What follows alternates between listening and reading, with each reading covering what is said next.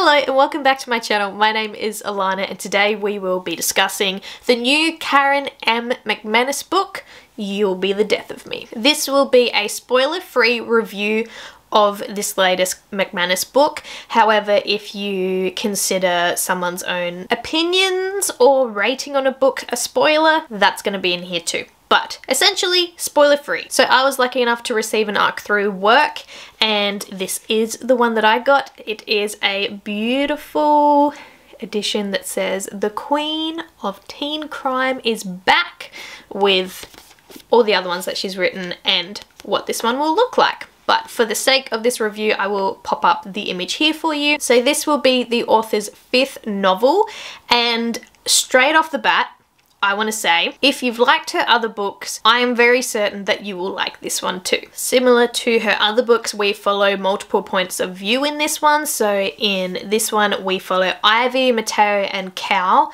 who used to be friends in middle school and then grew apart. And then this book kicks off when all three of them decide to ditch school randomly again one day and they end up at a crime scene. And from there you have the author's signature teen crime brand, and that is very short and snappy chapters. You have little cliffhangers at the end of each chapter.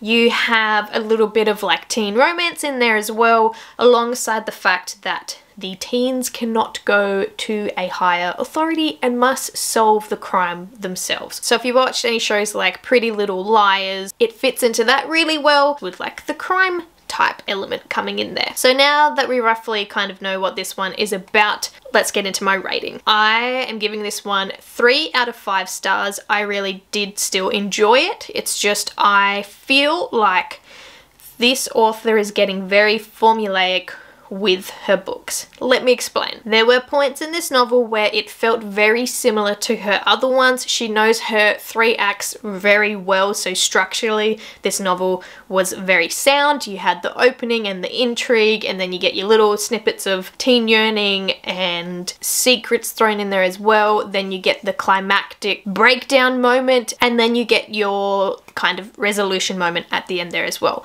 But what I will say is this one, there is room for a sequel. Kind of like how she did One of Us is Lying and then One of Us is Next.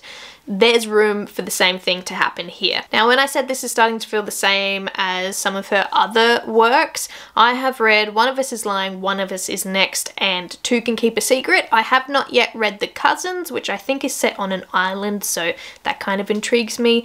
But this is the 4th novel I've read from this author, and how do I put this? It was a very quick and easy read for me, but having already delved into some of her other books, not that it's getting predictable, it's just getting very formulaic. This author also loves to play around with stereotypes as well, so we have Ivy, who is the daughter of these 2 super successful parents who are, they just seem too busy to have kids and very much like workaholics, and there's a rivalry between her and her brother, and it's her trying to be the best all the time, and that's a lot of stress. And then we have Mateo, who is raised by his mum and lives with his cousin, and their storyline is more down, instead of like Ivy, who is super privileged, more kind of not hardship, but there's a little bit of a struggle there. And then we have Cal, who has 2 dads and is feeling a little bit adrift himself,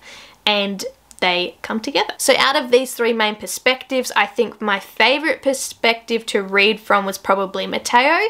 Really enjoyed him throughout this. Maybe that's just because he felt more grounded in reality, I'm not sure, but he was my favorite to read from. We also, on top of those 3 different characters leading us through the story, we also get little inserts of this YouTube channel, which is run by other people at the high school. So it's called Carlton Speaks. Their high school is Carlton High or whatever. And it was cool to get these little YouTube scripts kind of added in there because it did break the story up a little bit, and it also was just more binge-worthy and filled with gossip and all this type of thing. So overall, I did enjoy this and I did smash through it within like a couple of days. It's only about 330-ish pages, I think. In a word, I would describe this book as very bingeable. I did a reading vlog for this one, and I think I used that word to describe this book too many times, but that is pretty much Karen M. McManus's writing. Bingeable to a T. And I do really think that if you read this as a self-contained novel, so if you haven't read from this author before, you're probably going to get even more out of it because it will feel very new.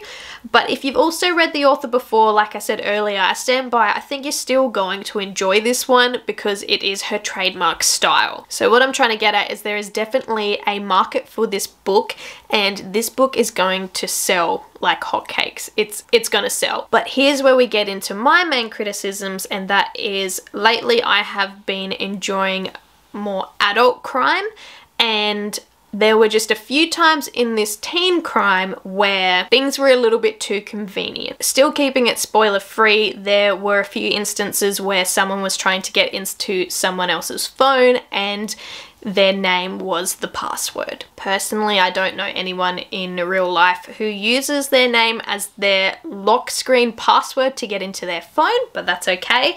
I was willing to suspend my disbelief there, except for there was a couple of other really convenient things, like someone's back door had been busted a few months ago and someone remembered that and ended up getting into a house that way because maybe that's still like that, and it was. Or another one where someone was trying to get into a locked area and they felt around and there was a small box near the area that had the key in it. Like, very convenient writing is, I think, what let me down with this one. I also feel like the page count might have played into this.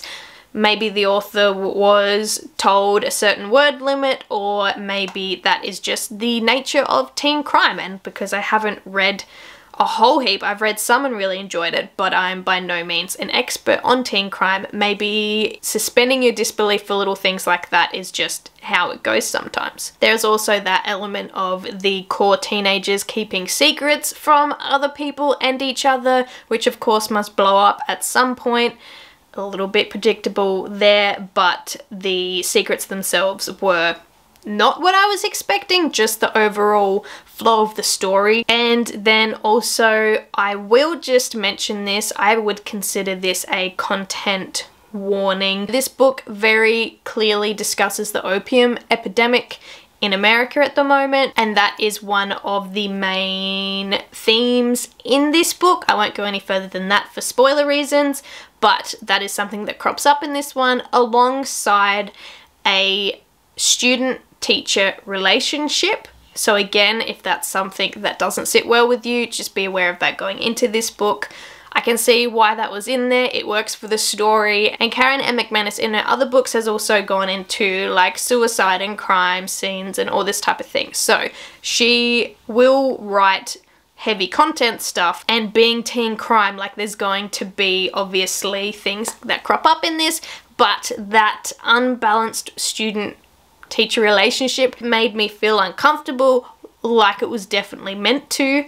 But that is also in there. But overall, if you can suspend your disbelief at certain points within this novel, and if you're looking for something that gives a similar vibe to Pretty Little Liars, to Karen M. McManus's other works like One of Us is Lying, and if you really just want to delve back into that teen crime genre, You'll Be the Death of Me was not a bad read at all. I also quickly do want to acknowledge that because I did get the ARC version of this, there could be things that change from the advanced reader copy to the finished copy, but overall that was my experience with You'll Be the Death of Me. So I hope this helps if you're looking to pick this book up, if you want to know a little bit about it before you go into it, or just in general if you're curious about teen crime. As always, check out the links in the description down below, chuck a like on this video if you did enjoy it, and consider subscribing to the channel because it really does mean a lot. Thank you so much for watching. I hope you're doing okay out there, and I will see you in my next one. Bye!